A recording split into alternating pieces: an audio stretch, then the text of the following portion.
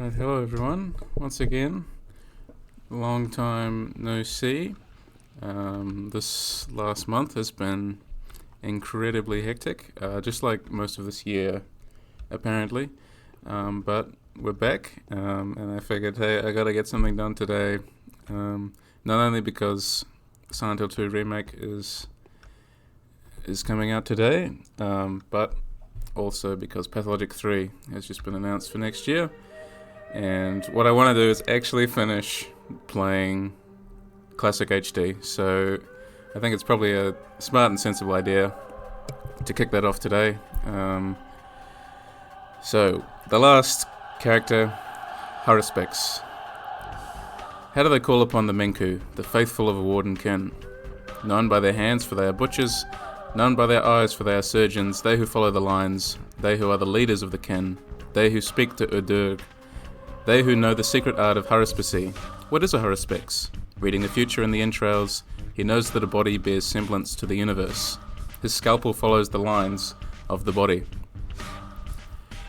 His steps follow the lines of his kin's fortune. A Haruspex that can tell a true line from a false one is entrusted with power.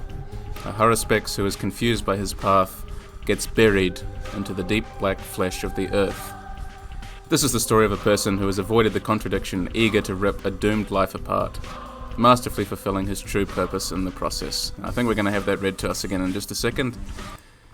Artemi Burak is coming back to his hometown after an absence of 10 years. Born to a family endowed with a caste right to cut living beings open, he was preparing himself for this line of work since childhood. Artemi's father, Isidore Burak, a wise man and philosopher well-respected good by to have the you here. locals, had admitted to the limits of traditional knowledge and sent his son off to study modern medicine in the academy. Artemi has been traveling from town to town, learning theoretical and practical surgery for several years now. Suddenly, a mysterious letter appears with his father giving him notice of his impending demise and begging Artemi to return and accept succession. Unwilling to wait for a regular freight It's been a long time since I played original Haruspex. Until he's caught up with by a small, At least like 2 or 3 locomotive. years. This is how young Haruspex arrives in the town. So I'm hoping maybe I've forgotten some stuff and it'll be exciting again. Hello Yava, it's good to have you here.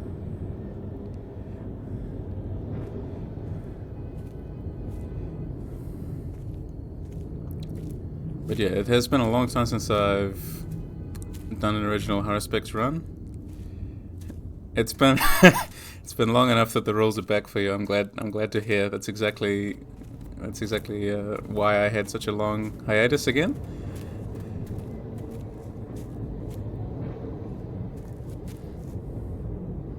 I really love this moody opening. I feel like the other characters get music, and Artemi doesn't get anything to start with.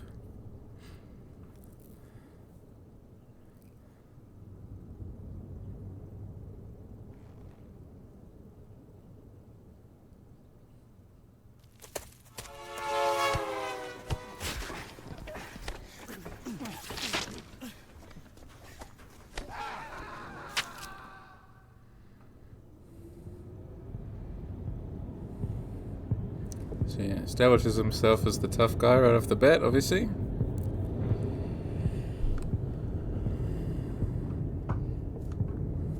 Just as in Pathologic 2. Alright.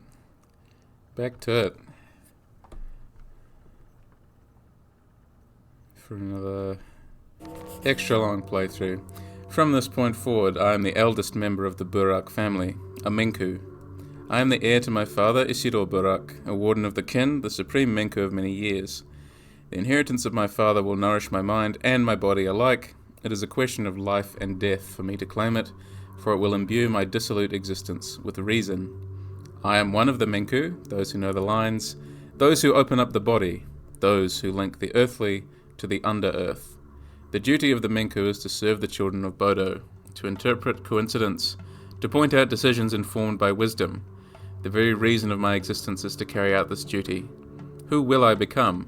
if I will fail to bind my destiny with my father's calling. Day 1, in which the Haruspex turns from a rightful heir into a dangerous criminal. Cool, so we might as well just immediately start by taking everyone's organs. That's everyone, isn't it? Look up the knife. We start with anything else? Just some lantern oil. Okay. Hello, long time no see. So, Barak, you're almost dead. Got a few more minutes left to live. I'm here to solemnly announce that. Not much can be done on such short notice. You've been hit on the head several times, and the locals have heavy fists. Not sure you've noticed already, but you've got 4 stab wounds, one of them seemingly rather grievous. Massive blood loss too, and the local climate doesn't allow for too much strain. Any heart conditions? Some. My heart is a bit too soft. Well, your health is in a sorry state. Am I wrong to suspect you haven't eaten for a couple of days and had no sleep last night? Your expression betrays you. Your hunger and exhaustion are also critical. I wonder which of these unfortunate afflictions will become the end of you first. So, what's your plan? What would you recommend? You'll need a first aid kit to restore your health, or at least some bandages or tourniquets. They'd stop the bleeding. Painkillers would help you make it even further. And where do I get them? As though I've never played this before, you can mug the passers-by or barter with them. Children will gladly trade most valuable things in exchange for what others consider junk. Moreover, drunkards usually have bandages on them. When you're a drunk, it makes sense to always be prepared for a fight. When they're hungover, however, they'd sell their own sister for a bottle of water. Water is scarce here. Is that enough to make it to the evening? You're also hungry, aren't you?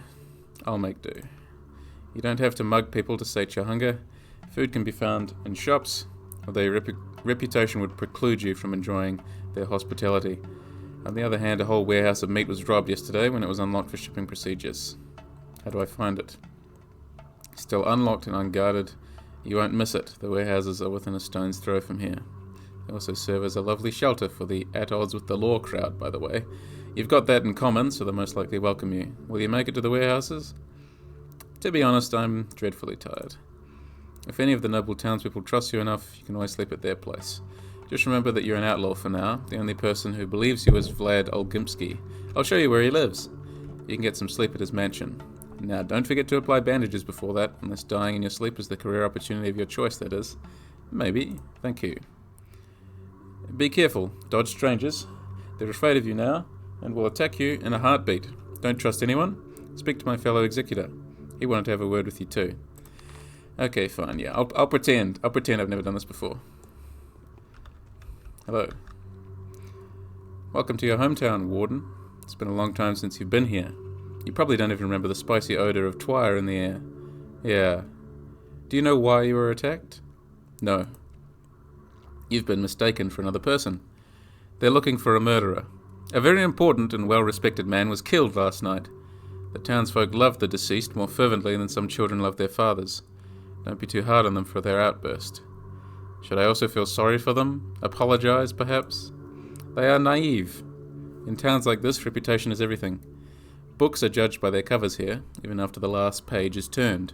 No one is going to examine you in detail. A minor rumour here, a gossip there, and you're a public enemy already. You've got zero reputation. The only option available to you is living with the consequences of this. What should I do? Restore your reputation. Do that now, and at any other time it becomes too low. People are foolish and weak. One day you're beaten to a pulp and laughed at. The next you're worshipped. As for the third day, well, I think you caught my drift. What I'm saying is, any misdeed can be atoned for, and you'll be loved, just as fervently as you were hated. How do I restore my reputation? Do good deeds. The town is small. Rumours spread like fire, growing hundredfold in the process. And they're spread by children too, so your reputation will be restored. Just don't be wasteful with it, it's fragile. As we already know from playing Changeling, what makes it low? The decrease of your reputation depends first and foremost on the number of living beings you've made less than living. It also depends on how you influence the people whose fates are bound to yours. You'll meet those special people. They're called the Bound sometimes, a silly custom, but a useful one. Special people? 30 or so, each of them possessing their own unique traits. All of them hate one another, all of them are habitual liars, all of them deserve to live. Yet some of them are incompatible. Someone has to die so that another may live. And you know what that means. How will I recognize these people? That's not hard. They're striking personalities, locally famous, even though not all of them are of noble descent. Beggars, outcasts, little children even, bound to be a bit closer to perfection than the common crowd. I don't like you, you're putting on quite unimpressive airs. Just, do good for my reputation. Already. What I like about this cutscene here is apparently something goes wrong when he climbs the fence, and he will never ever again climb a fence in this game. He jumps this one obstacle and it's like never again. That was way too hard.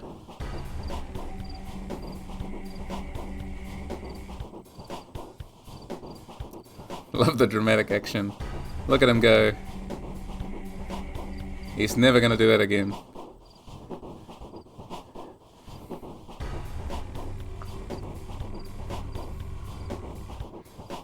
And we get shunted directly into the warehouse with Notkin, who will set us up with our first side quest. That big city doctor is no wimp. A dangerous type. And I'll talk about it a bit more, and it's probably something I've spoken about in previous playthroughs a lot, but the way that this game does morality and moral choices I've always found really compelling. And immediately in Haruspex's playthrough you do get a real sense of moral agency in a way that a lot of games don't have the respect for the player for, basically. They don't give the player that much choice. And I've been having a number of interesting discussions about morality in video games recently, which I'll talk about in a minute. I'll talk to Notkin first. A new face in our small society. A fighter? A doctor. A doctor? Gee, we've got a doctor already. Quite unexpectedly too. You haven't had one like me. No time for chingwagon. Well, we're going to chinwag for a bit, unfortunately. Notkin. You're not one of Grief's men, are you? Who is this Grief? Bad Grief is the kingpin of the criminal world. He has a lair in the northern warehouses where he trades in weapons, twirine, and other nastiness. Every murderer and criminal has a connection to him one way or another. That's the way it goes here. That's why I'm asking you again. Were you on your way to him or not? Do I look like a criminal to you? 4 stab wounds, blood on my fists probably. I'm sure I look fine. Some people came running through the warehouses a few minutes ago. They told everyone that a horrible killer, the whole town's apparently out to get him, had tried to escape by train, got ambushed, killed everyone, and was now going back here. And so now I'm thinking, were they perhaps talking about you? It's a misunderstanding. I came from far away and got attacked. Okay then. Thanks for believing me. You do look like you've been through a lot. We'd like to help you, but we've been robbed too. And, as bad luck would have it, it's the medicine that's been snatched. Leica, that bastard. He's a traitor, a thief, a thug, and a prick. Who are you talking about? Leica. The name fits. The prick's a natural-born bootlicker. I can't even figure out who he's sold out to, the thieves or the dogheads. He's stolen the most precious thing from us, from his mates. The bastard. And on top of that, he's done it right when a war's about to start. A war? A war with the dogheads. That stinking bastard, that heartless, soulless little rat, jeez, he's up there a little bit. Stole the most precious thing we owned, murdered a friend, and ran over to the enemy's side. We used to think he was one of us. Was he pretending all along? He deserves to die, to be killed. Where is he now? He's probably with his thieving buddies. At first he hid in the step, and then he just vanished. Probably took a roundabout to evade us. We lost him near the barrow, then we had to run away because the thieves appeared all of a sudden. If you find this bastard, do cut him into pieces, please. You mean kill him? Yes. The bastard doesn't deserve to live anymore. How else would you interpret that, Artemi? Do cut him into pieces. But, leave him alive. The bastard doesn't deserve to live anymore. I'll give you my revolver as a gift then. One thing though, if he's with a dog, don't touch it. One must never hurt dogs. Alright, I'll have a chat with him if I find him. And of course, it tells us directly where it is, so...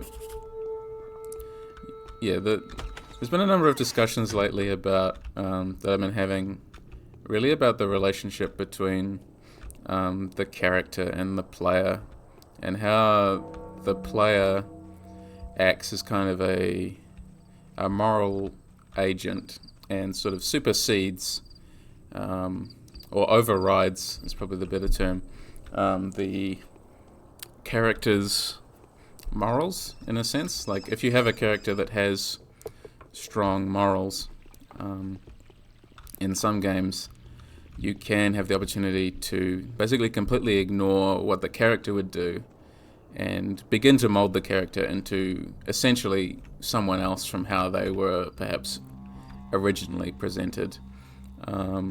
And you have this character here, Artemi, who's already established as a killer. Like, he's killed several people on the way into town. He's not afraid of violence. He doesn't shy away from it. You saw him sprint directly at the people who had come to accost him, to kill him.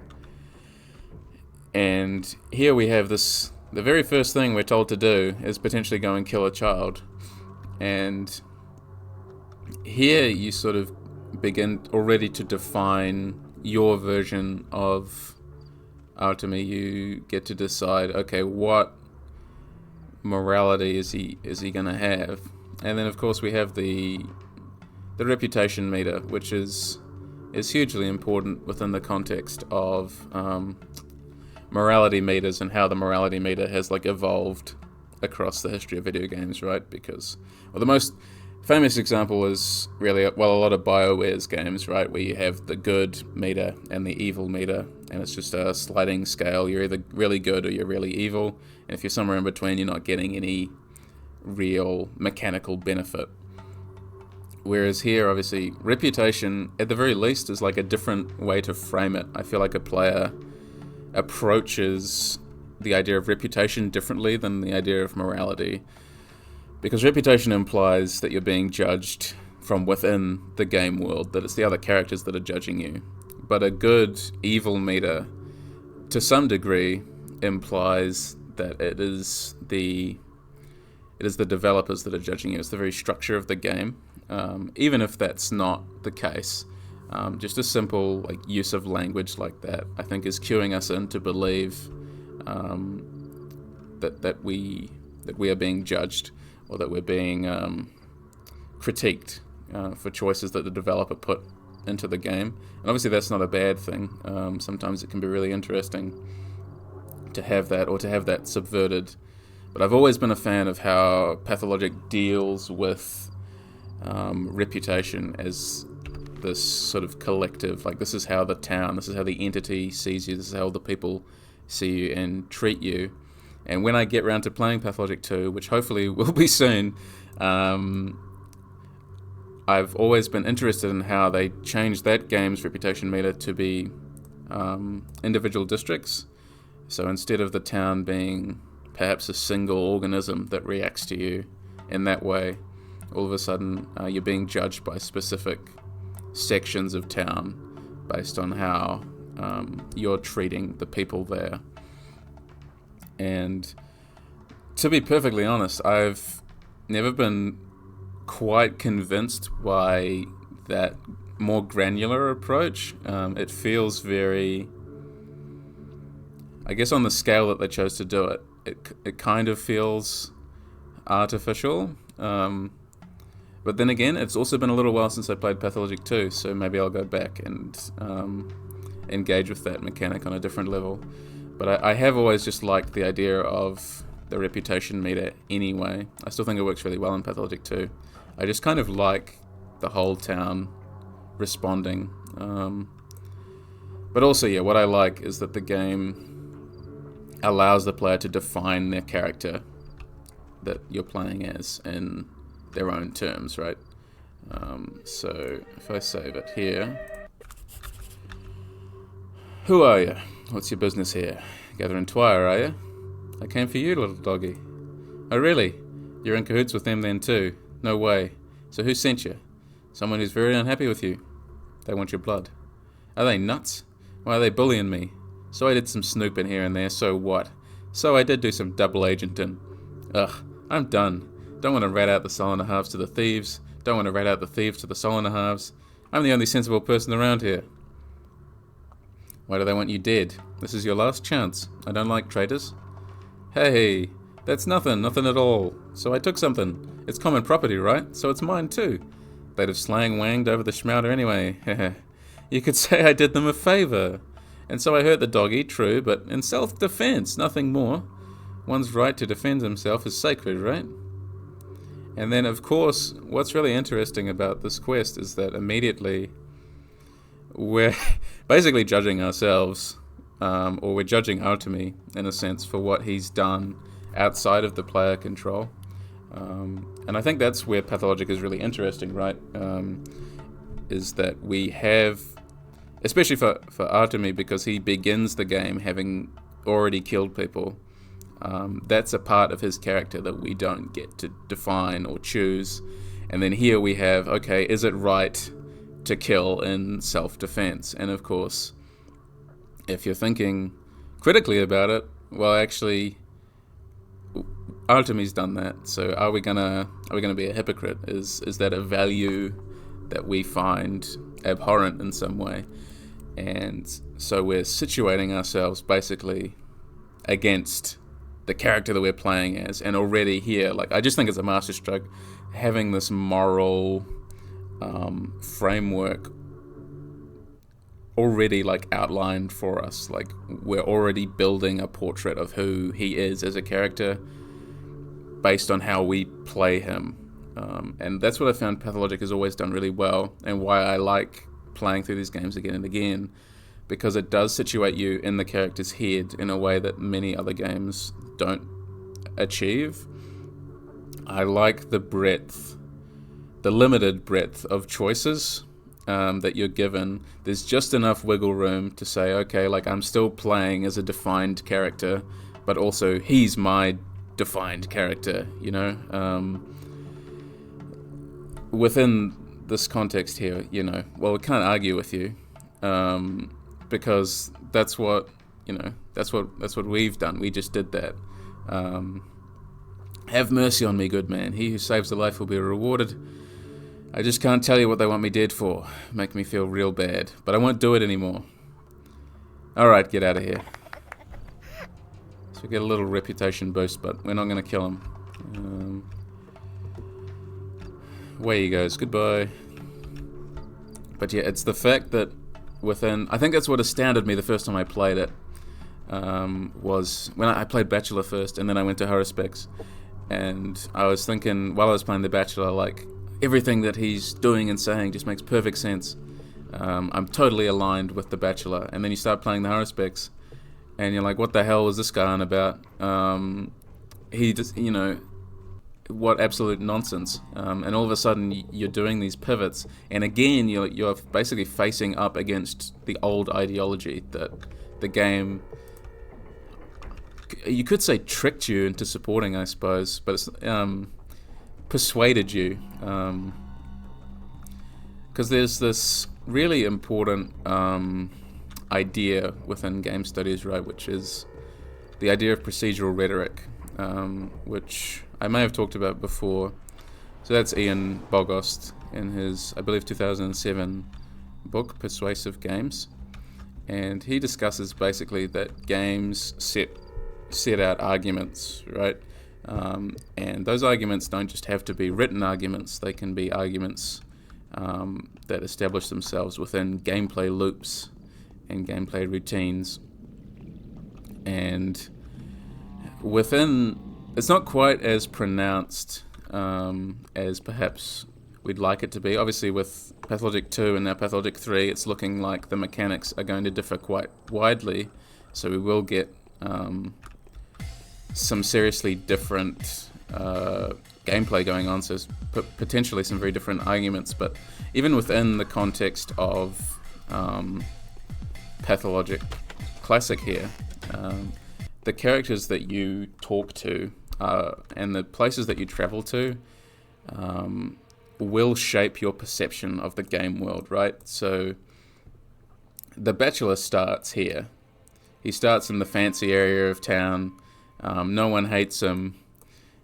So he, you know, experiences talking to all the nobles, and then he wanders calmly across town and gets to see Isidore Burak's house and he goes and talks to some more nobles, and he just spends the day in the upper echelons of society, and that really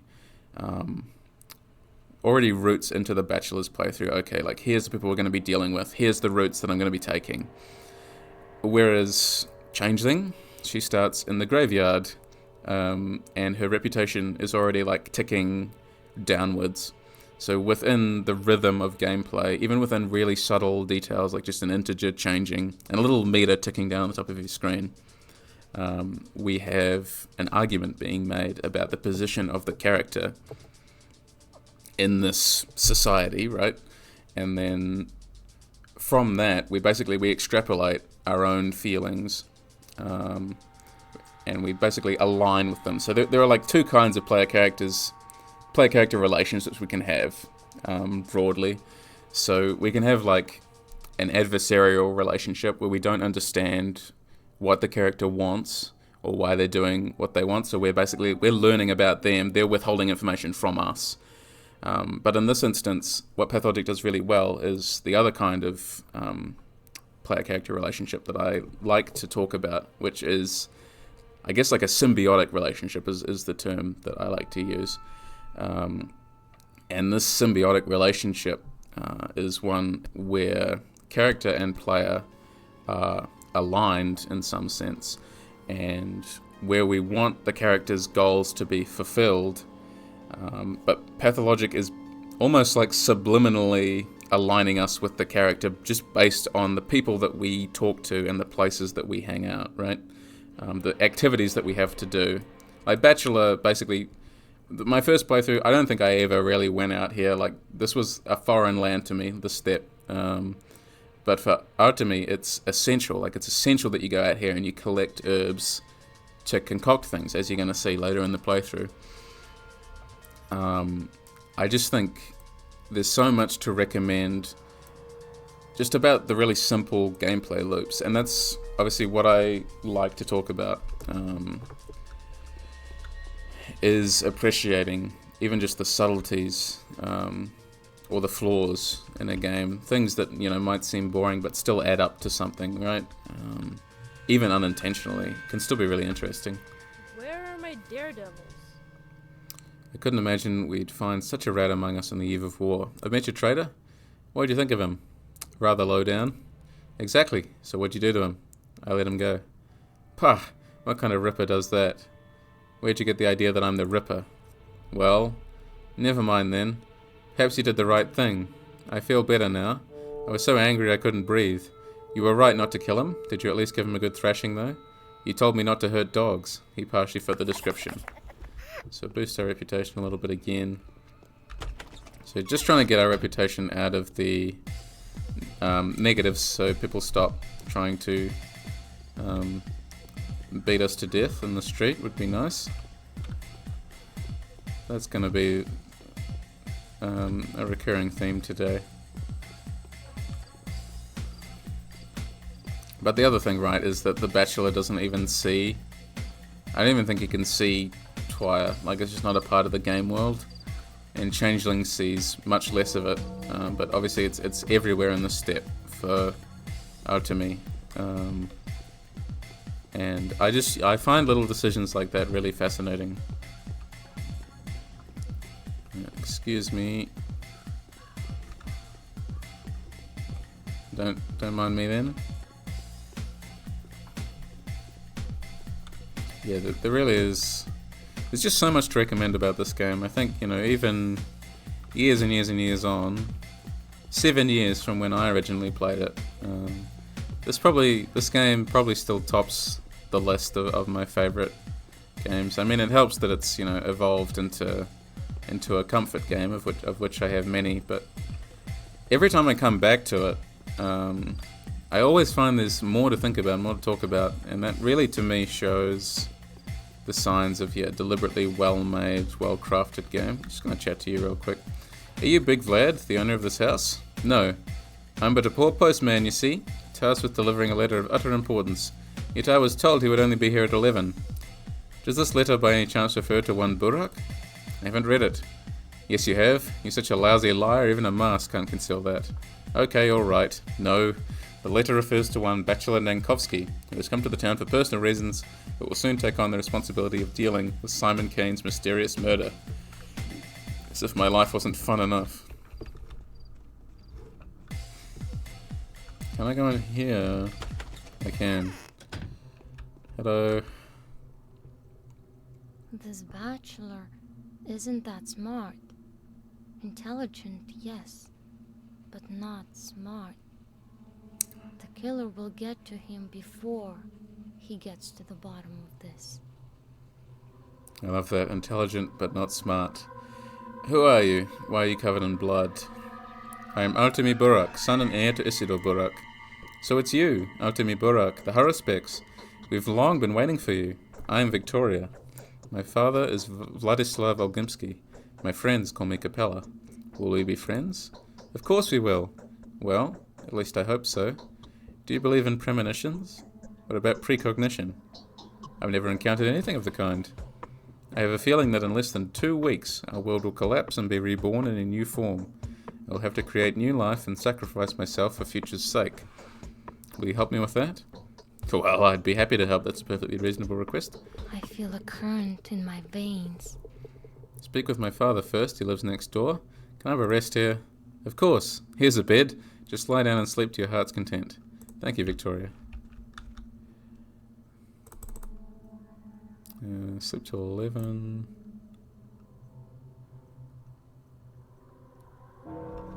Cool.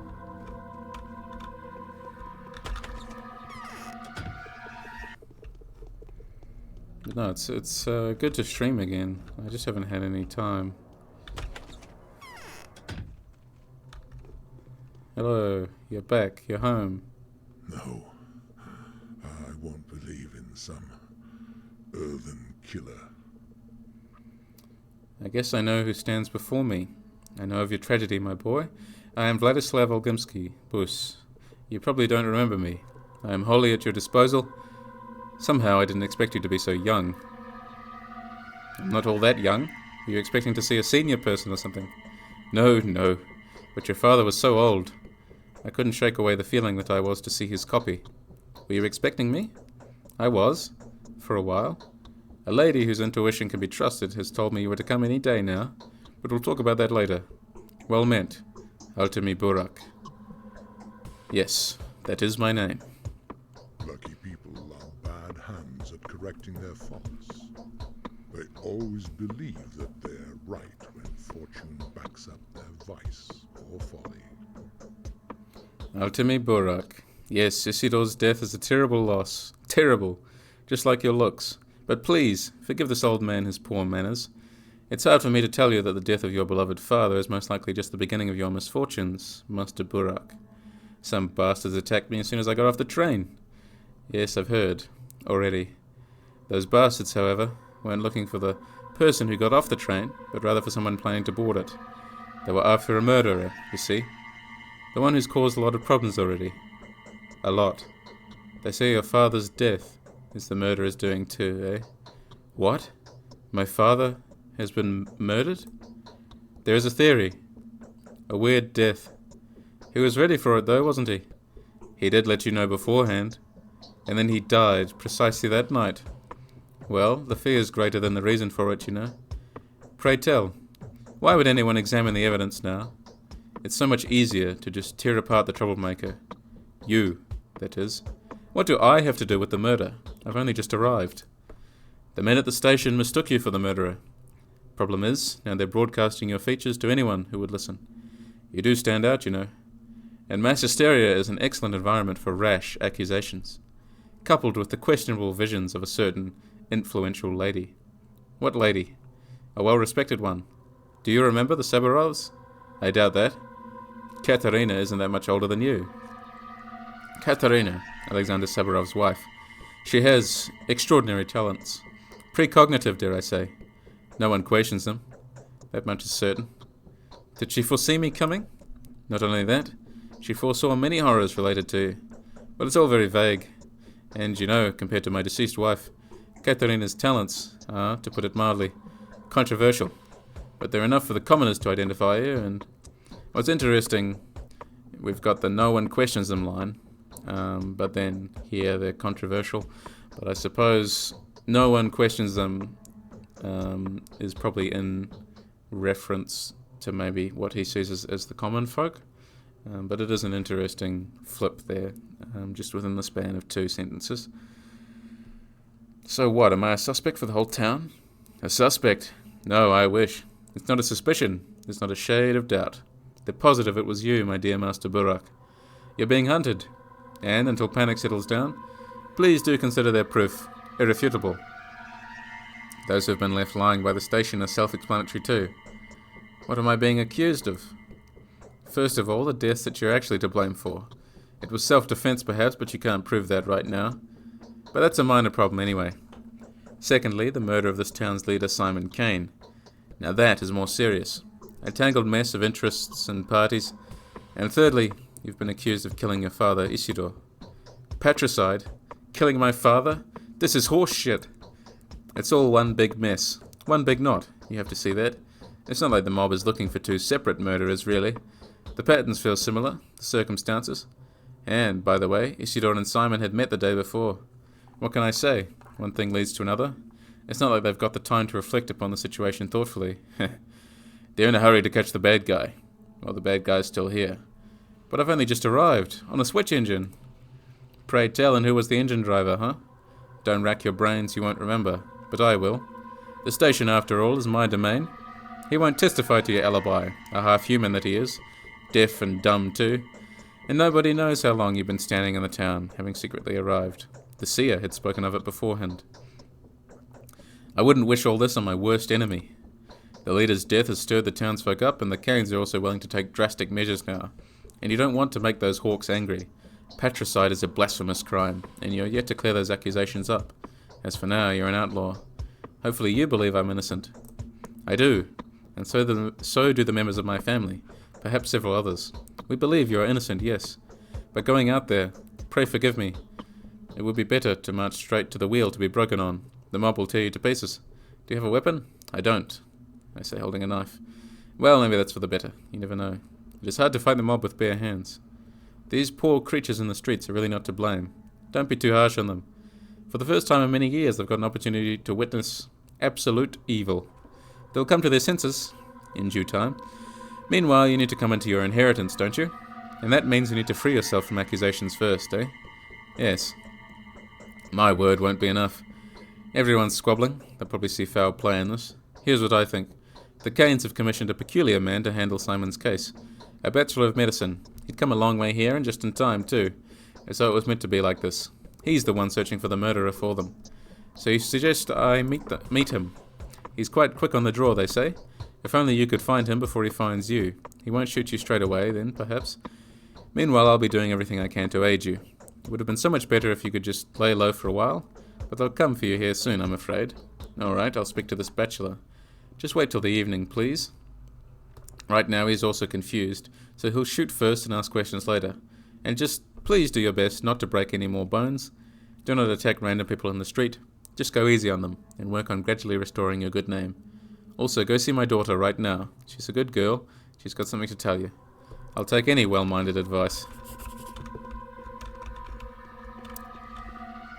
See, I read about Pathologic 3 that, the Bachelor won't be running around looting garbage bins anymore, which, again, will be a change, obviously a drastic change, and another part of this procedural rhetoric that Bogos talks about, and the alignment between character and player. I think it's going to be really interesting. The winter comes soon, I hope. You're a victim of a terrible mistake, yet there is something I want to reveal to you. It will help you re-establish your good reputation. I'll give you a few names. All of them belong to children, but don't judge them by their age. Some of them may be of invaluable help to you. Is that so? It is. All of them have been seeing Isidore quite often lately. Maybe some of them can even surmise who the real killer is. And the rest know for a fact that you're innocent. They are bound, and so accusing a person of patricide would be unnatural to them, even if the evidence is obvious. Happy to hear that. They can help you find out how your father spent his last evening.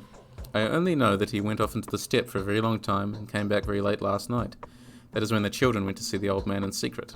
What for? Do you know why their relationship with your father has grown tighter recently? I have no idea. The reason is quite sad.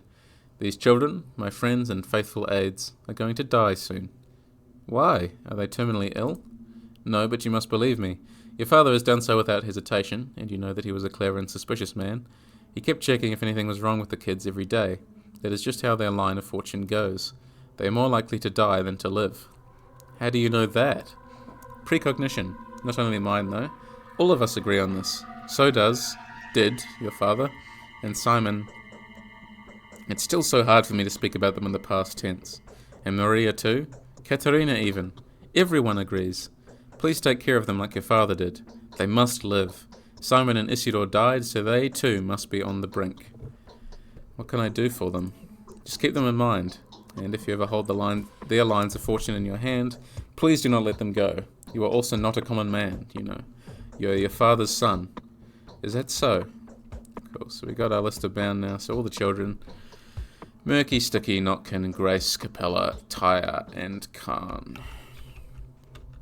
Does she have anything else to say? This bachelor isn't that smart. Yeah, you said that before. Yes, Poor bachelor. but not smart. The Being killer slandered. will get to him before he gets to the bottom of this. Okay, don't interrupt me. Hang on. Being slandered is terrible and sad. There's only one way out. Doing good and not doing bad anymore. How do I do that? You know what my mum used to tell me? There's good fortune and bad fortune. When someone is touched by the bad fortune, it jumps on his neck and rides him wherever it pleases, further and further, until he shrugs it off. The further it pushes him, the longer it takes to get back on track. That is nothing new. Perhaps, but the point is the bad fortune will plant misdeeds on your path, so you commit more and more of them. Even something innocent thrown into your path by the bad fortune can turn into a truly evil deed when you're carrying it on your shoulders. So is it on my shoulders already? It is. It is unlikely you will manage to do a lot of good deeds, but please at least try to stay away from doing bad. I can even tell you where the bad deeds await you today. Do you believe in my precognition? I do. Please tell me. Danger awaits you at the cemetery, at the warehouses, and in the steppe. I don't know what it is, but chances are you will do a lot of evil there. It would be best for you not to go there today at all, and do not listen to the misguided advice that claims otherwise. I'll think about it. Many good people have turned away from you, and the bad ones are drawing closer. Lost in the vacuum, you'll be tempted to meet their requests. Do not make that mistake. I'll try. Okay. Right. I definitely need to find some food.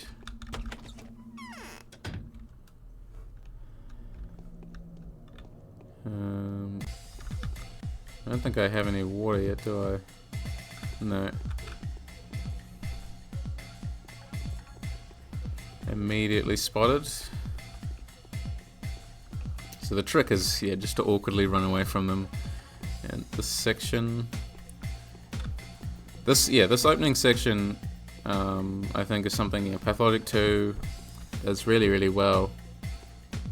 Just sort of feeling like, you're sneaking through the back streets and actually feel like you're able to avoid people coming after you and harassing you. Damn, I missed. The bottle slipped out of my fingers. It's alright, there'll be plenty more opportunities to rob garbage. Oh dear. Later on. I am going to head to the cemetery, despite Capella's advice not to.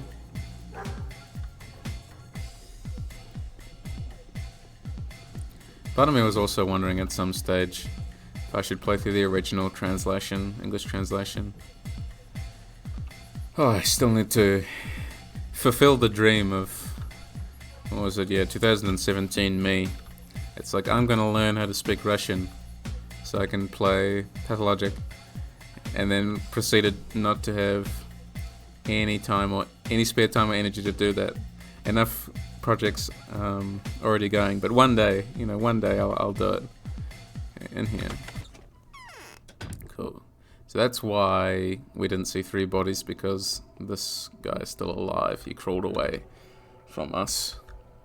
They don't trust me. Like I don't know what to do.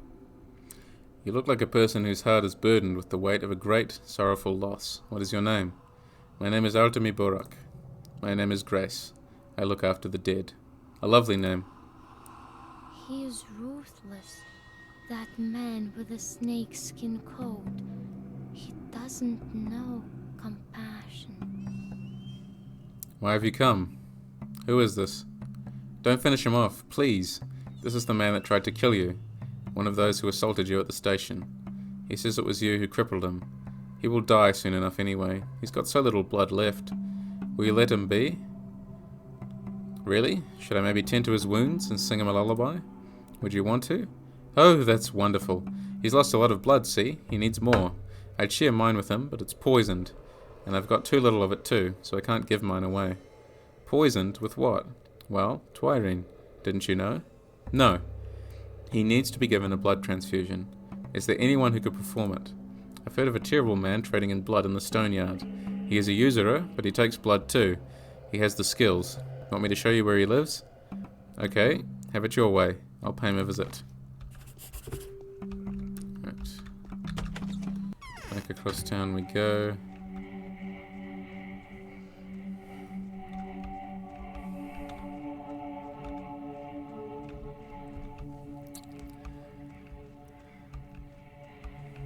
Cool.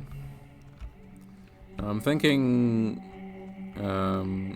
this starting from now I'm gonna upload my streams to a channel on the side, and maybe I will end up moving some of the old streams to that other channel as well, just because I do feel like I should unclutter it. I do want my video essays to breathe. I think I've finally come to that conclusion,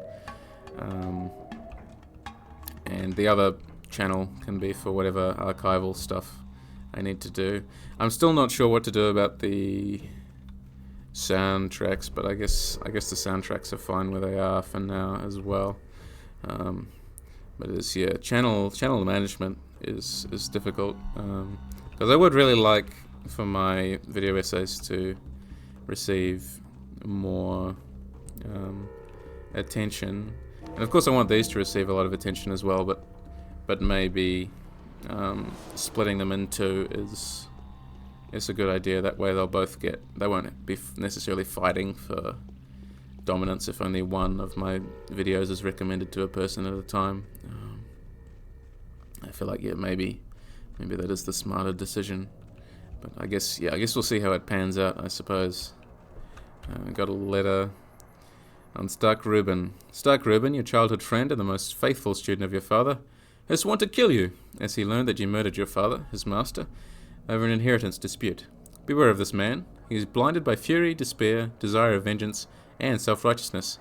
He is very dangerous. Always at your service, benefactors.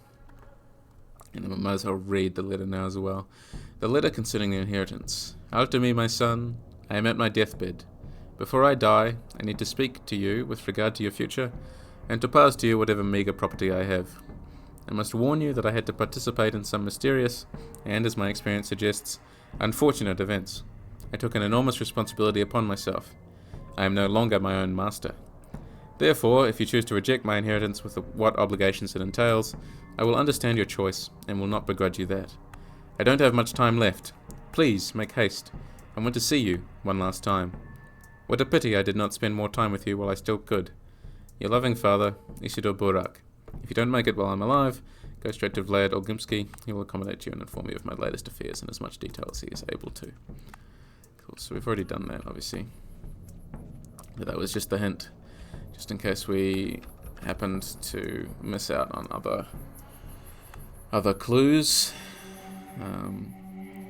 I do think it's interesting how the game... You get the notification that a letter has arrived based on like one of the kin sigils appearing in the bottom of your screen, but it's really uncertain as to how you open them. I don't think the game never tells you. But I suppose back when this was originally released, you would have had the pleasure of a manual at your side, and you would have been able to crack that open and check to see what all the keys were. It is interesting how many, looking back, how reliant game design is on, or was, just on like physical media. on the prompt of the manual that the player could have at their side. Whereas now, obviously, tutorials are like a direct result of that change in some sense, I think. Whereas this game obviously doesn't really do very much to accommodate you in the slightest, which is fine, that's how I like it. But it is interesting seeing game design trends change over time, and also how those same game design trends sort of crystallize or homogenize. I mean, keys for movement are all the same these days, and controls are fairly uniform, and just sort of becoming more and more uniform the longer certain trends go on, really. I think certain players of certain genres just expect controls to be a certain way these days. I don't know, I'm trying to think. I feel like the PS2 era maybe was the last era where triangle was ever like go back. Now it's always circle. Just those little kinds of things that changed over the years. I missed so much Twire there. Hang on, just gonna do a U-turn. There's Twire in here, right? No, this is the unpick-upable stuff. That's the one I can pick up. Gotta train my vision again to actually accommodate the Twire. Got one bit anyway. And a little stroll through a flowery field. That looks like that guy's really enjoying it too, so who can blame him?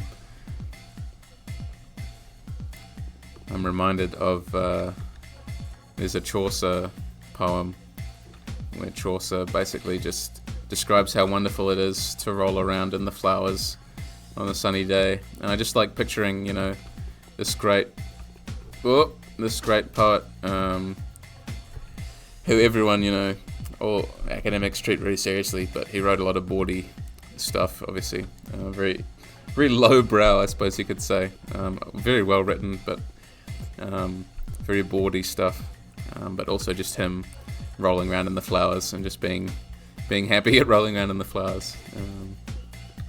He'd be right at home in Pathologic, I'm sure. Okay, I'm pretty sure I can loot the Hunchback's place without any reputational damage. See, that's the problem. It doesn't have anything though. That is the problem when you do play a game for long enough, right? Is the morality meter or the reputation meter or whatever it is. These kinds of things like constrain you less and less. There's a downward trend of your actual respect for the game's rules or what the game is trying to teach you. I'm gonna immediately eat that. And again, like, that's not necessarily a bad thing. That can be actually a natural, in the case of Pathologic, I think it's a natural outcome, and probably what the game wants from you is this sort of sense of moral decay. Like, on the first day, obviously, oh look, no, I wouldn't kill a child, but maybe later on the player feels compelled to for whatever reason because the situation has become that desperate. Hello, your face looks familiar, and yet we haven't met before. You don't look too good. Got smacked around a bit, eh? I need blood, Hunchback. Spent too much of your personal reserves? Heh, ain't no blood here. Go ahead and find some morons to give you theirs. Not asking for myself. I told you, ain't no blood. Could take some from you, but you're not going to survive that. You ought to get up to some healing, or bring me someone fresher. You're right, I don't feel too good. Do you have any medicine? Who are you fighting, you unlucky creature? Got ambushed or something? Yes, I was attacked by 5 men. Go and dig your nose into them drawers. Want to find something? Yeah, what the hump are they doing? No mercy on them for anyone anymore. Go about breaking people like sticks. Ready to slash anyone on the spur of the moment. Those rabid demons. Thank you. We'll just rifle through your house some more. Very lovely house, may I say. Take all that. Very accommodating. Obviously doesn't remember that as the Bachelor I killed him in another life.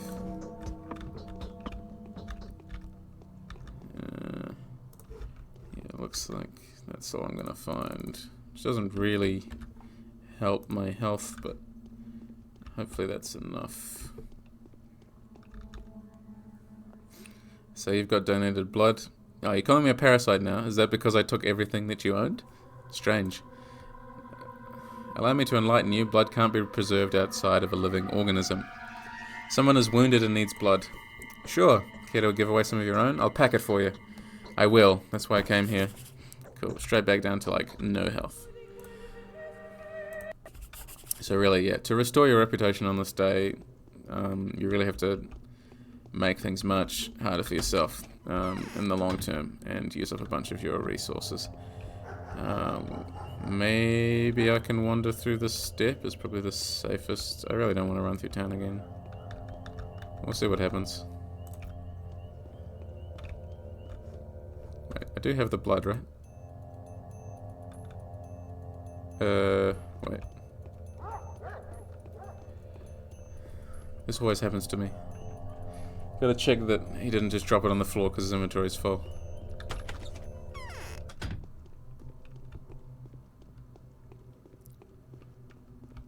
Where'd you look at that? And it's, yeah, different from other blood. It's transfusion blood, so we'll put that. Yeah, that's fine. It doesn't really matter. I'll find plenty more stuff later.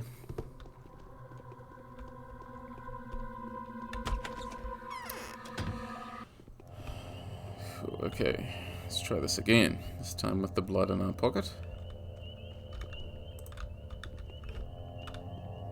I don't know why, it's just like an addiction, just going through these bins and taking what I find.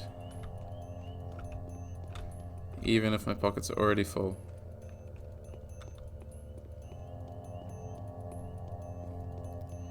I was gonna say, you know, peer around the corner carefully, but I guess not. Interesting how, yeah, only the mechanics get upset. The mechanics and like the rougher, like the middle class townsfolk. That upper class guy wasn't interested in attacking me, which is interesting. I don't remember that happening. I seem to recall like the upper class guys would go after the woman as the bachelor on the first day, but I guess that's just because they're misogynistic, I suppose. Or maybe after me looks too scary for them. I want to pick on smaller, more vulnerable targets in this instance. This guy's really dedicated. He's gonna follow me through the water as well. Look at him go. This is a chase, alright? This is a chase. High stakes. Even if I killed him all the way out here, my reputation would still go down. They would still know. So we can't do that. We just gotta run.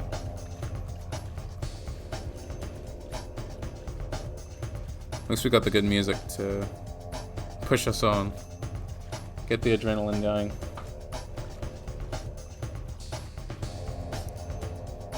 I'm hoping to at least finish day one today.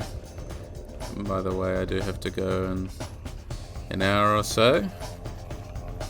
But it's been good just to find any time whatsoever to do anything. Oh, he gave up. I wonder where he gave up.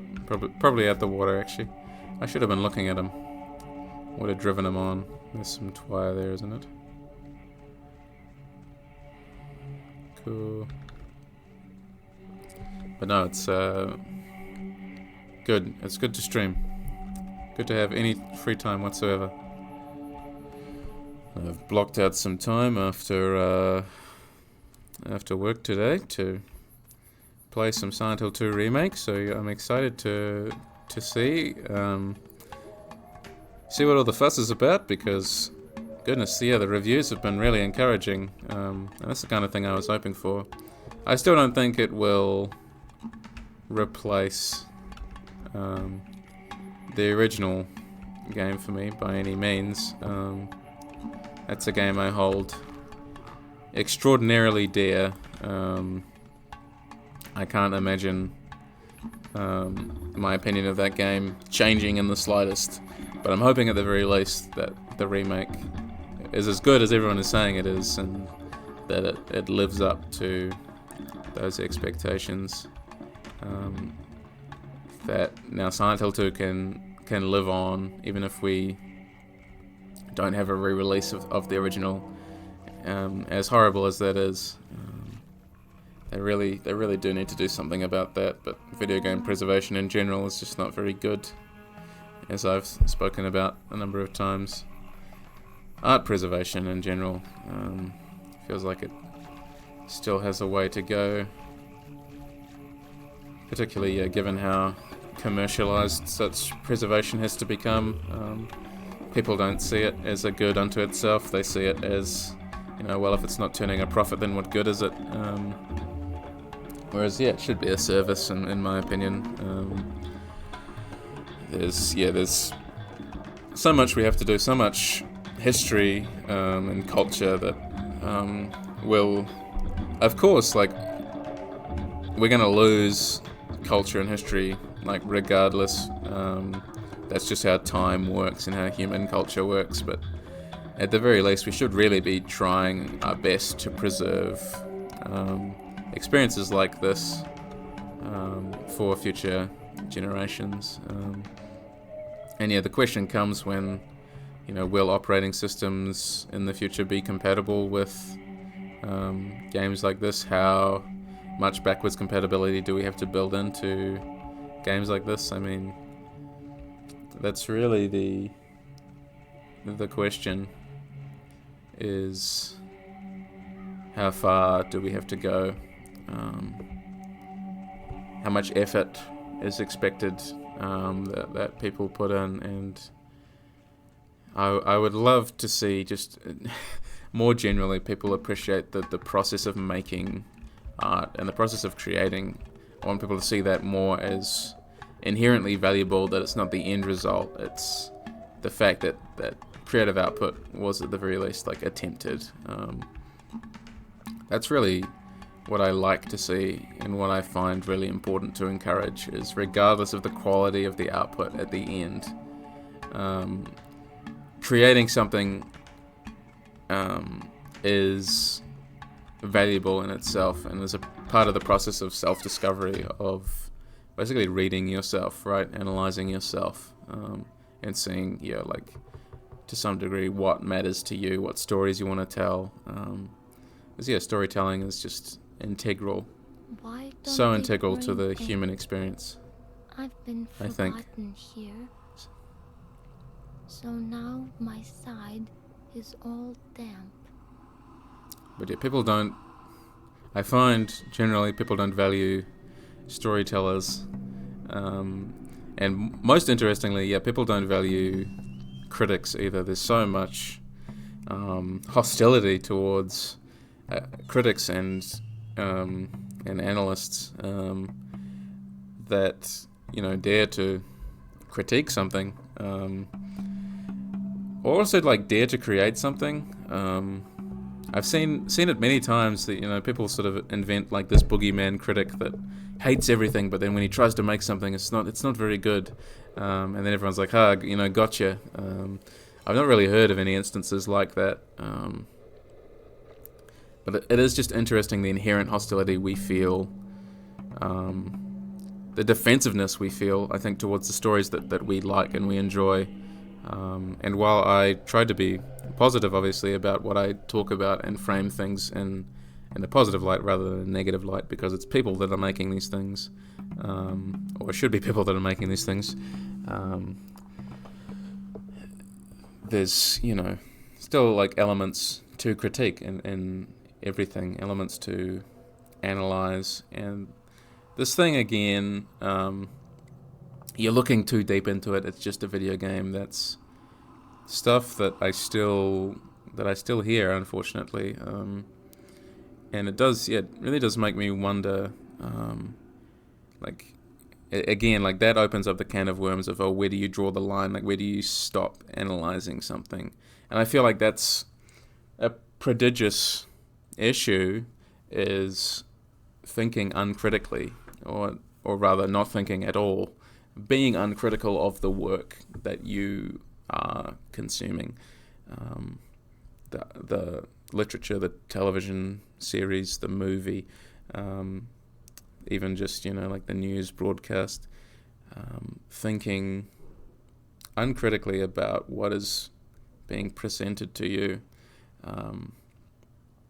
or just sort of being, the old, like, switch your brain off, you'll enjoy it, sort of action movie stuff. It gets really exhausting. So, I don't know, it's just, it's so fascinating to me that so many people have this really low opinion of artists still, how much, at least Western culture, has devalued the role of the artist. But I guess the role of the artist is always in jeopardy everywhere, I suppose.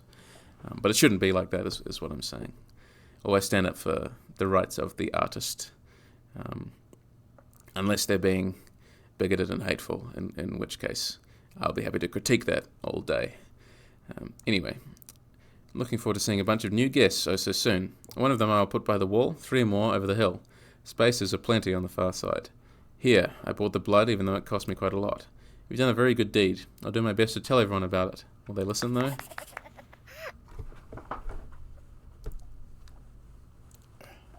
Look at him, he's getting back up. We washed all the blood off him. He's fine. He's fine. Why don't they bring anyone here? That was a close one, mate. Why didn't you finish me off?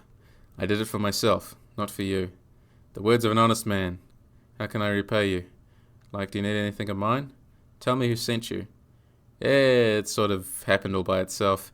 Someone said that one of the rulers promised a reward for the killer. Don't know who it was, Kane or Fat Vlad maybe. So they sent us to keep watch. He's going to wait for the train. And they said, and when it comes, bam, and he's out. Watch his smoke then. Which one was it, Kane or Vlad? I don't know. I really don't. I think it was Vlad. It's not like I was assigned. I'm not a leader by nature, Just followed my mate's cue. We were told that the bony man-eater had to be caught. We even did the garlic thing. There you go. Here's how it turned out. You silly people. Why don't they bring... My reputation should be high enough now to avoid being beaten up on the street. Where'd she say that? Yeah, the step, the graveyard. She said somewhere else, didn't she? But it eludes me at the moment. That's alright. I guess, yeah. I'll just buy... Wait, do we have any money? We got 914. Buy a few things here and there. Go get some sleep. Have some morphine. Now that I'm not being beaten up. Recover some of my health. Yeah. And then from there, wake up. See if we got any more side quests to do. But otherwise, just finish day 1. Move on to day 2. Because I would love to. My mission is now to... finish Pathologic Classic HD and Pathologic 2 before Pathologic 3 comes out sometime next year, so I'd love to do that, and then maybe even play through Pathologic 3 for the blind live. I think that would be fun. And I would also like to play through Silent Hill 2 Remake as well, but I might not do that live initially. I still want to play through the original one more time again before anything else happens. Yeah, we'll just buy all of that food because it's cheap, and I'm gonna have more bread.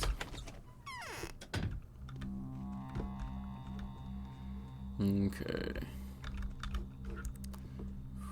We go back to Vlad's place is probably the best thing to do, and then I can wander around in the evening and kill some burglars to start stocking up on money. It's the best thing to do, get ahead of all of our future problems, or most of our future problems. It normally sort of starts to kick back in around day 8 or 9, and from memory, Haruspex's campaign I found the hardest one by far, mainly because of the trials that you have to do. And I was not at all prepared for the how difficult the trials would be. I didn't have the resources to actually deal with them properly, so I was on death's door for most of the final third or so of the game, I feel like. So if I... wait. Need some morphine. Have a long sleep, recover our health. Fantastic. Wake up. Does anyone send me a letter? Nope. What? Just go back to sleep, I guess, for a couple of hours. Cool. And have something else to eat. Just drink some milk, that'll do me. Cool. Save the game here. And time to go burglar hunting. So now we're going to do the good kind of killing. Obviously the townsfolk will be very happy with us. Although, does this guy have a bandage? Won't kill this guy. Oh, there are 2 drunkards out and about. The other thing I like about this game, really simple thing, just the fact that the silhouettes of each kind of character are really recognizable. Even just the animations that they were each given. You can tell what kind of character you're approaching in the street from a distance. I think, yeah, it works quite well. Oh, I only have 2 bottles. I only have 2 bottles. I guess I do, because I couldn't pick up any others. I've got... hang on. I'm gonna do the theatre round. Might be some... this way. Yeah, plenty of bottles here. We'll stock up. Stock up now. Before the bachelor beats me to it. Oh, I need to go talk to the bachelor, don't I? Can't forget about that. I've only got a couple of hours left. What am I doing? He'll be home by now, I think. Silly me, I almost forgot about the main quest. We'll lose a bound member on the first day. Or do we die on the first day in this one as well? Well, we're about to find out. Hopefully should have enough time if he's back home, but otherwise I'll go talk to Vlad the Younger first. Totally slipped my mind, the main quest. Just kind of assumed I'd already fixed everything because my reputation was alright.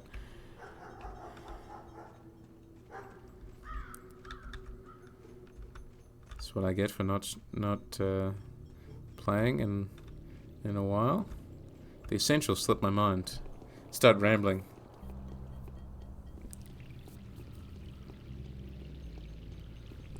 Cool.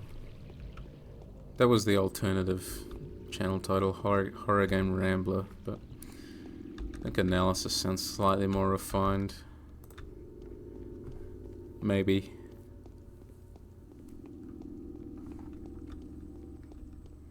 Okay, so if we check in here, see if he's upstairs again. Hello. What a peculiar place. I didn't think there were still towns like this in the country. How you doing? Yes, far be it from me to call myself a person of mystical inclinations. However, when I look at you, I get the feeling that nature is playing jokes on us. It's as if both the left and the right hand have clutched the head to realize for the first time they are 2 parts of a single whole. Why? I don't know. We can become enemies so easily, Artemi Burak, that it would be best for us to make every possible effort to stay friends until our points of view diverge irreparably. I am Bachelor Dankovsky. Do you agree with me? Better a bad peace than a good quarrel. What is there to talk about now? So here you are. Until recently, you've been thought to have murdered Simon Kane, 15 other men whose names I'd be damned to remember, and Isidore Burak, your own father. Is that correct? 15? Yes. As time went by, the Turnskin committed more and more murders. The Turnskin, whose description somehow fits your features to a T. Oh, all makes sense now. I've been hunting you all day, and just as I was about to finally catch you, I found out you're innocent of Simon's, and by extension Isidore's deaths. How do you know that? Simon's died of a contagious disease. It's been firmly established. A new strain of scarlet fever or pneumonic plague, most likely. Or perhaps cholera. And that means you're clear of charges, for what it's worth. And it's not worth much. Don't know about you, but being clear of suspicion is worth quite a lot to me. Cool. We can still go talk to Vlad the Younger. Place. I didn't think there were still towns like this in the country. Let's wait until tomorrow, restore your good name and take care of your affairs. An hour in the morning is worth 2 in the evening. It's not necessarily how it works for me, actually. I'm a night owl. I do a lot of my best work late at night, and in the morning, well, in the morning I can still be peppy, I suppose, but some mornings, absolutely not. An hour in the morning is, yeah, not worth any more than it is in the evening for me. Some days. Okay, yeah, let's go talk to Vlad. I feel like I don't think the burglars spawn actually until midnight ticks over, so yeah, we might as well have another conversation.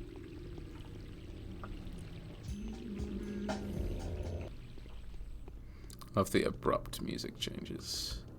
I didn't fill up any of the bottles, did I? No. Where's the nearest? It's just down here, isn't it? I really would like as many bandages as possible.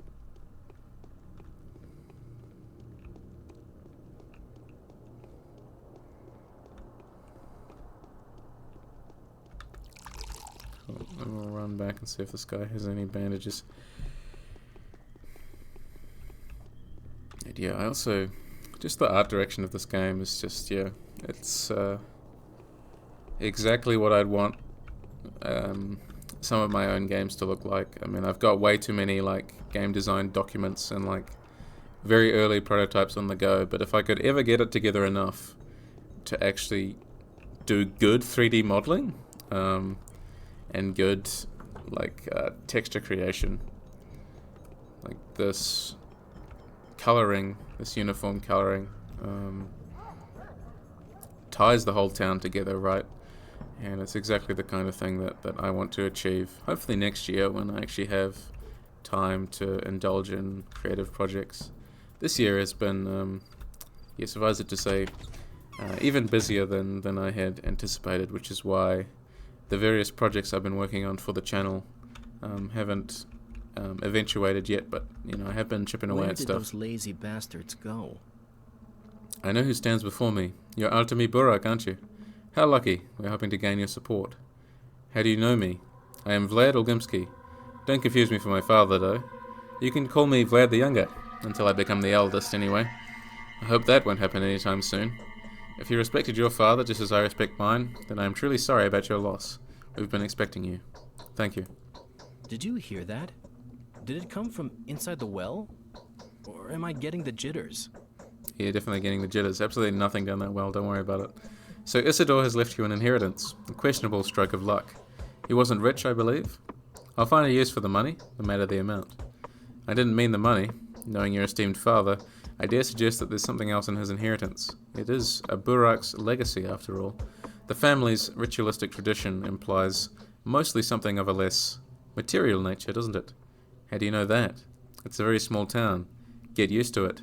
Except for those secrets that can cost someone their life, none remain secret for long. Something always seeps through. However, the traditions of the steppe are kept under lock and key more firmly than others. Good to hear. Speaking of tradition, I've always marvelled at your Burak's faithfulness to your duty. It seems to be sacred for all of you, especially when it has to do with debts. Oinon, a wise man, would never allow his dead to have outstanding debts. True, if that ever happens, this warden's kin is stripped of their right to possess secret knowledge. A Haruspex whose conscience is guilty is no longer a Haruspex. That's what I've been told. Exactly. You're not an expert on the local traditions, though, are you? Even though you come from a native family? You were taken away when you were very young. You seem to know more than I do. How come? I'm just keen on the local law. I mean my father's personal circumstances.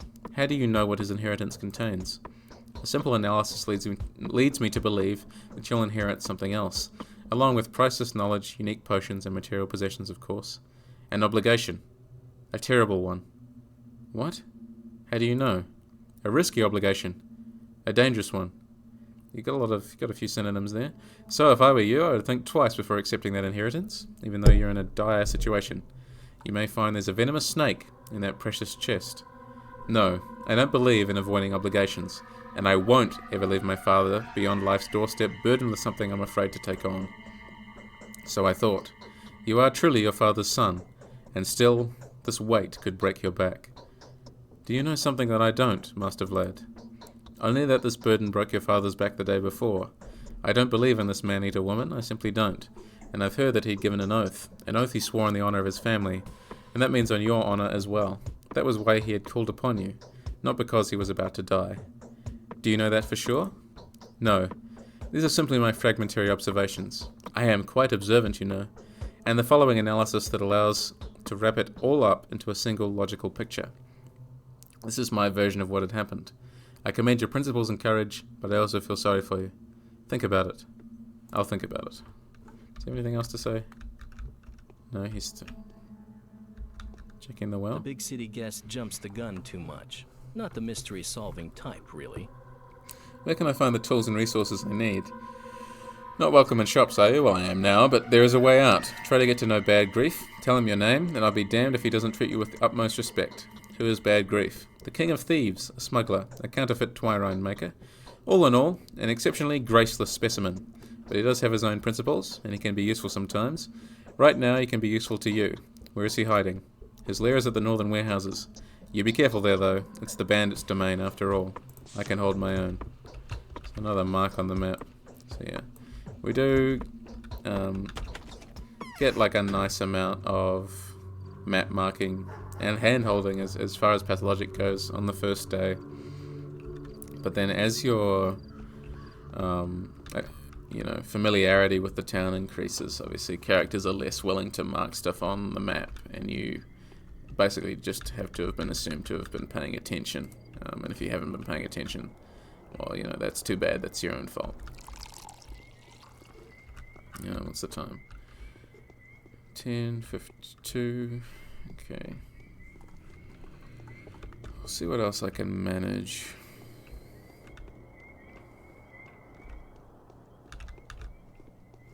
In that time, maybe I should just mosey back to sleep. It's tough to know. If I just go back to sleep for an hour and then I do some burglar hunting, it's probably a better use of my time. Or if I go back to sleep, go watch the theatre performance, then go burglar hunting, it's an even better use of my time. How about some water? Yay, bandages. I'll take that. So yeah, go back to sleep. Capella will still be awake at this ungodly hour. I'm the only person who sleeps around here, apparently. Sleep. Right. Made it. The day is over. Your timely efforts allowed your supporters to remain unharmed. A new mime performance is being rehearsed at the theatre. And we got a letter. The misunderstanding has been partially solved. Bachelor Dankowski has managed to uncover the truth. Simon Kane fell victim to some unknown disease. Since the connection between the killings is evident, it is clear that your revered father, Isidore Burak, had died of the same cause. Your name will be cleared, if gradually. However, we'd like to warn you that people with a certain bias are likely to deliberately ignore the facts. Then, there are the simpletons who will disregard the facts out of stupidity. Take care. Each one of the families in power will play their own game and pursue their own purpose. Always at your service, benefactors. And you know, like, that's... I've spoken about this before, but I've always respected Pathologic's willingness to let the characters like actually legitimately lie to you. It's really... I find it really frustrating when people assume that characters in fiction are always upfront, always telling the truth, which simply isn't true. Like, there are contextual clues, obviously, that many authors, for instance, in books, leave for you. But yeah, in certain circles of the internet, I suppose, I've seen this insistence that all characters should behave totally morally, or that all characters tell the truth. And Pathologic is a shining example of characters not telling the truth, and you having to infer what exactly they want, what their ulterior motive might be for asking for certain things from you. I will take bandage, thank you. Pleasure doing business with you. But yeah, just the fact that you have to like actually read between the lines in this game. Really shows that the dialogue is exceptional, and also that the translator, who I believe was just Alfina, I think is her name. Maybe there were several, but regardless, the translator did a fantastic job. Nature turned out to be completely unexpected. The enemy is found and named. It's called the Sand Pest. The contagious plague is threatening to ruin everything here. How can a killer like this be punished? How can a villain like this be struck? He can't. It's impossible. By pulling a knife on it, you'll just cut an innocent body. I think I should go. Nothing to be done here anyway. You should go. Go then. Wherever you please. Shoo!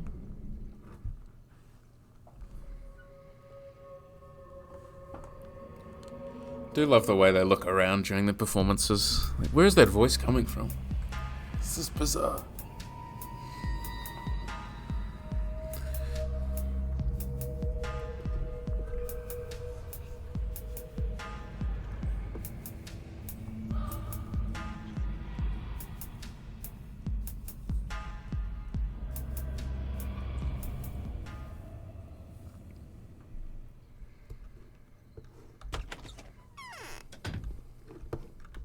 Whoa. Hardly fair. Do this to me all the time.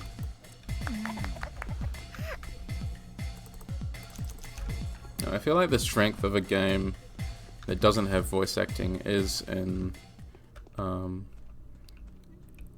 both the length of the dialogue that you can actually write, and the number of different choices you can write for that dialogue if you don't have to voice act it. But also the way in which in some games you can add contextual clues and sensory details.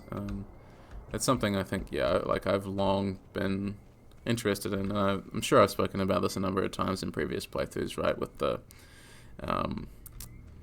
Shabnak leaving bloody smears of fat on the wall and that kind of thing. And, you get this visceral idea of smells and sights and textures that maybe you just don't get just from looking at the game, because often that's what's undervalued, I think, is like extra sensory detail, and it doesn't have to be done in a gimmicky way like, I don't know, Smell-O-Vision VR or whatever. It can just be through little setting details, or even just in the way that, you might describe a character, crinkling their nose in disgust or something like that. Just these little bits of writing that add flourish to what's going on. I know historically one of the most important things for players, anyway, at least in my eyes, in a game like, in a tabletop role-playing game, players actually really rely on the sensory details that the game master provides, right, the storyteller provides. And if they don't have those sensory details, a lot of the decisions that you think would be natural because you're picturing the scene in a certain way, all of a sudden become, they don't do what you're expecting them to do because they don't actually feel the breeze coming in through the wall, or they don't smell the rancid meat coming from the cupboard, or all these things. Who's he throwing that at me? Yes. Fine, just ignore that other guy. That's fine. No bother. Stuck up with a lot of organs. And obviously, Pathologic 2 did the organ thing in a much more natural way. Why do I keep doing that? I don't have any bottles. Wherein, you need a scalpel to actually cut someone open, and it does damage the scalpel. And also, you take reputation damage as well for just carving people up on the street. So there's always this it's an added layer of tension. Whereas in this game, you'll just see me just take as many organs as I can without penalty. By the end of the game, I will have an uncomfortable number of organs in my pockets, which is perfectly normal for this game, obviously, but not so much for Pathologic 2, where actually a heart is, prices have shot up. A heart, for instance, feels much more valuable, much more precious than the 5 I currently have already sitting in my inventory. There's a fight going on over here.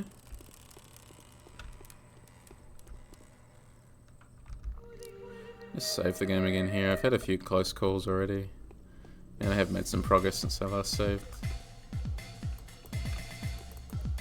Did my knife... Wait, what? Did my knife break, or did I accidentally put it away? I thought if the knife broke, it didn't actually break, it just did like no damage. Yeah, no, I must have just accidentally put it away. It's alright. Fists are good enough. That guy didn't take the bandage for some reason. I'm happy to take that off his hands. You can see, like, when you know what to do, settling into a steady gameplay rhythm is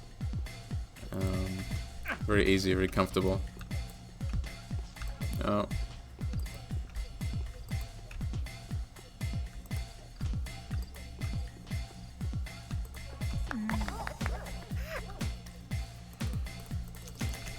Oh, already building up, yeah, quite a lot. Yeah, how many is that? Look at that, already 10. 10 lots of organs and vials of blood already sitting in my inventory. Will serve me well later on when I need to make herbal concoctions. I can barely remember how... I don't think it's not very refined making tinctures in this game. But that's fine. You sort of put them through like a mincing machine, I seem to recall.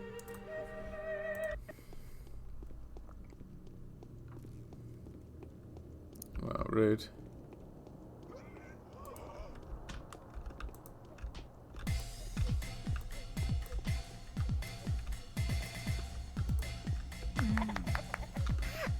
And I'll definitely take that. Oh, doing very well here.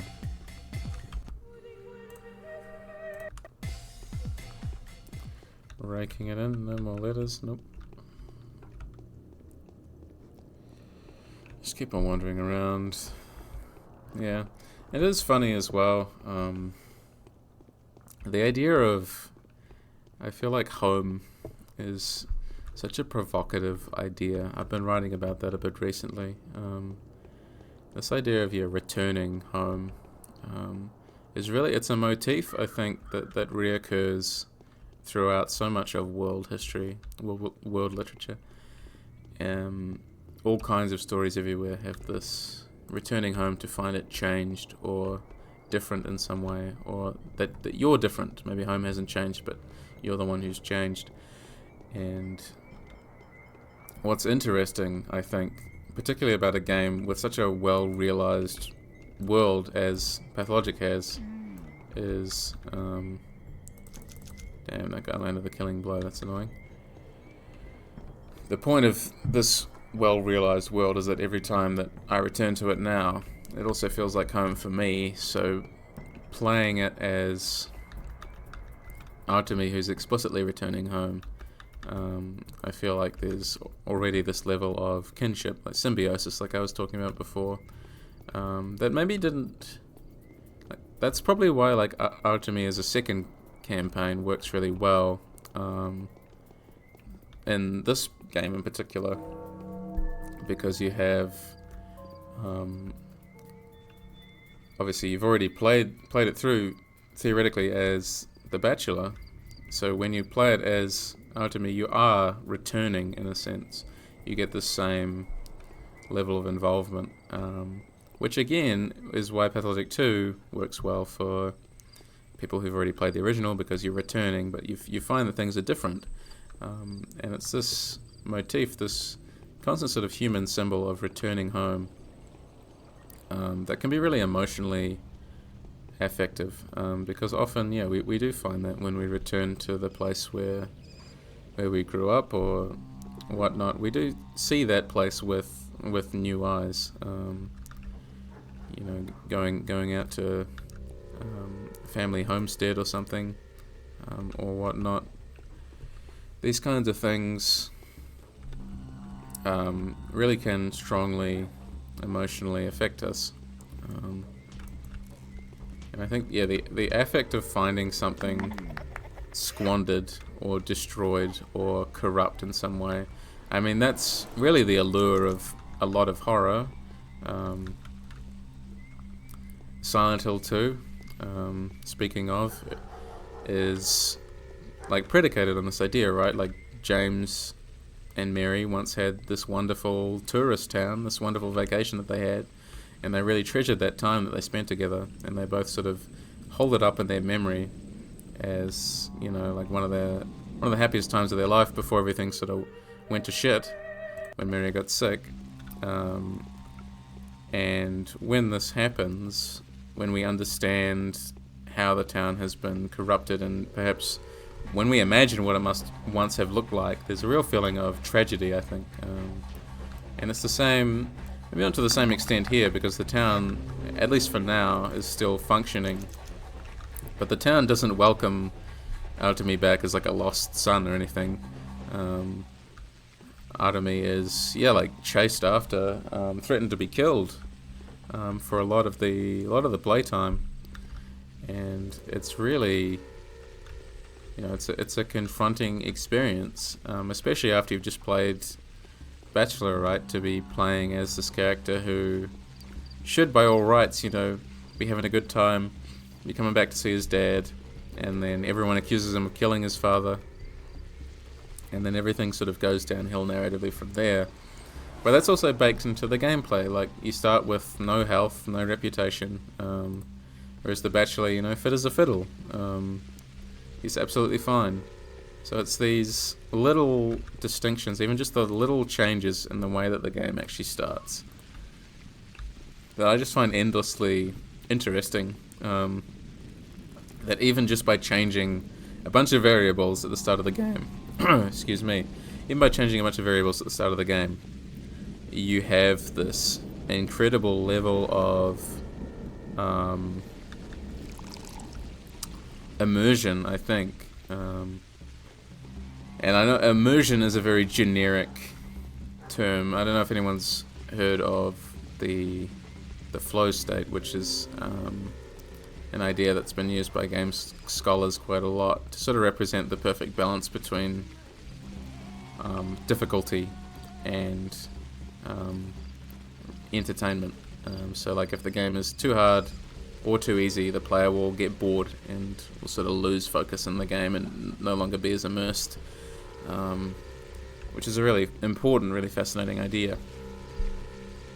But I think, what continues to interest me about Pathologic is that there's like a narrative flow state that you enter where you're always engaged by the story and like what's going on. Like as you're walking around, the gameplay is sort of almost meditative, really, particularly at this stage of the game. We're just walking around like thinking about things, like, okay, like what's going to happen next? What did that character mean when they said X? What am I going to do when I talk to character Y?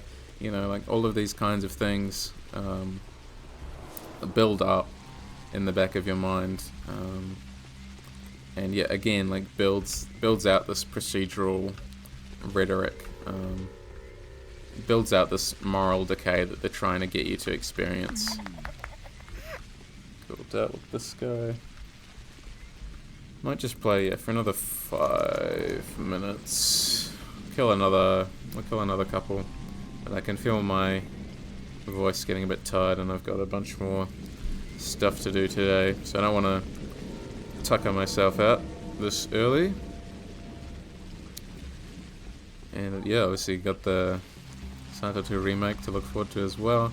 And now I've got Pathologic 3 as well to prepare my calendar for. And I'm pretty excited to play that, to see how that evolves. particularly given how much thought I've dedicated to Pathologic Classic and Pathologic 2. Just interests me just so much.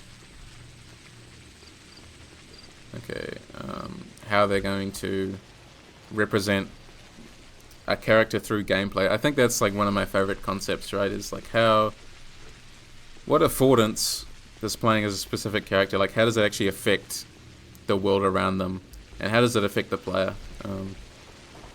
And it's when the player is actually allowed, like how does the gameplay reinforce a character's worldview as well, or challenge a character's worldview?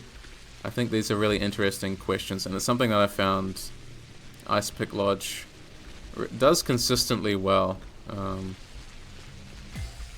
Where did that guy come from? Okay.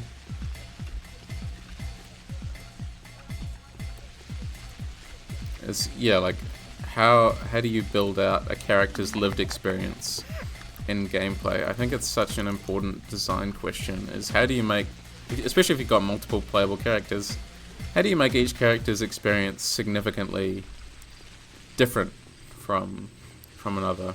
I don't mean significantly just in terms of like, oh, they should like have a totally different control scheme and play totally differently, but significant in terms of like ideological differences perhaps, or like ways of thinking or presenting themselves or understanding consequence. These are just all really important questions, especially speaking as like a game scholar.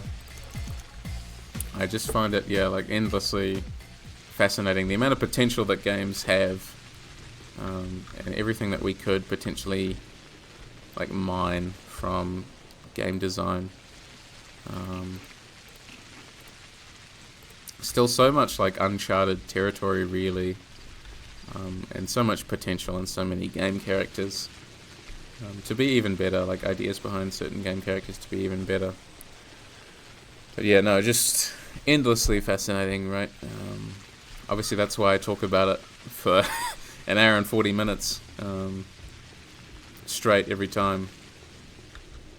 It sort of relentlessly engages my brain as to how video game design can inform ideology and structure, as well as just like entertainment value. The question of games as entertainment is something I've been grappling with. I feel like often I use the word enjoyment when I'm writing, but that enjoyment isn't necessarily correct either. I think enjoyment implies like that the game is meant to be consistently fun and sort of shallow. Like enjoyment is a word that has like a shallow connotation in a sense, but the word I've switched to is fascination. Games can be fascinating. They can hold our attention, and they can be sources of enjoyment, and they often are. This game to me is a source of enjoyment, but it's also a source of fascination, and I feel like changing again, just like I said at the start, right, with reputation versus good and evil, like just a simple word change I think can really alter the way that you see the world. Like language is so powerful, and the longer I live and the more I write and the more I read, the more I play games, the more I understand just the influence that language has on people and their perception of the world around them and the world that they're playing in. And playing around with language, I mean, that's such a gift, really, as a storyteller, is being able to do exciting things with language and frame the game world in the way that you want to. There's so much to consider, right? So much to consider. And that's, again, like, this is all part of stuff that I want to talk about more. I've been a bit disheartened about the blog posts lately, unfortunately, because several of them have been just like AI data mined and stolen and scraped off my website and put onto another one. And I know, I guess that's the nature of putting things on the internet. It's no citations, but it's still really frustrating. I don't want to share my work if people are just gonna like haphazardly steal it like verbatim. They just like take all the images and all the text and just paste it into their own thing, but just change the author name, that kind of thing. Gets quite frustrating, I think, quite disheartening. So that's why, if you've been hanging on for more blog posts in particular, you know, all 5 of you, I'm sure, yeah, that's why, basically. I'm sure you'll understand. I've just been feeling a bit hesitant to share if I know it's just going to be stolen. So maybe I have to find a better way to share those, or maybe I have to switch to a different website service that paywalls it, or just put it on Patreon or something. I don't know, but getting a bit fed up with that kind of thing, really. It keeps happening, and there's nothing I can do about it. So it is quite frustrating. Maybe I'll just have to make more stuff into videos when I get the time. Yeah, we'll see how I do. But goodness, I should probably go, actually.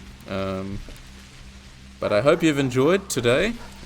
This random spur of the moment decision. I wasn't sure what to play, and then I was like, well, Pathologic 3 has just been announced, so we got to get this underway. So the first lot of Haruspex. I hope you enjoyed.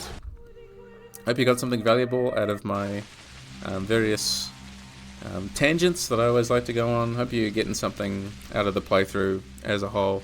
Hope you enjoyed, and I really, really hope that you have a good rest of your day, good rest of your week. Look after yourself wherever you are. Take care, and I'll catch you later. Bye.